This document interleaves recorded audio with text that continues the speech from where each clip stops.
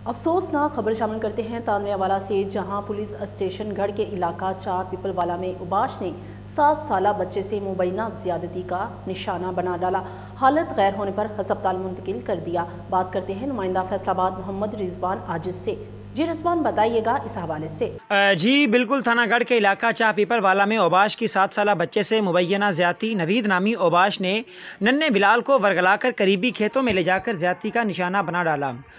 जबकि बच्चे की चीखों पुकार पर मकामी अफराद मौका पर पहुंचे तो ओबाश नौजवान नवीद जो है वो वहाँ से फ़रार होने में कामयाब हो गया, लेकिन बच्चे की हालत खैर होने पर वर्सा ने तिब्बी इमदाद और MLC के लिए तहसील हेडक्वार्टर अस्पताल तांदलियांवाला बच्चे को मुंतकिल किया है। बच्चे के वालिद की मुद्दत में थाना गढ़ में ओबाश के खिलाफ मुकदमा भी दर्ज कर लिया गया है, जबकि मुतासरा बच्चे की वालिदा का मुलजिम की जल्द गिरफ्तारी का मुतालबा भी सामने आया है। जबकि बच्चे के वालिद की RPO फैसलाबाद रिफत मुख्तार राजा और CPO Faisalabad captain retired Sohail Chaudhry से वाक़या के नोटिस की अपील। जी बहुत शुक्रिया रिजवान, हमें तफसीलात से आगाह कर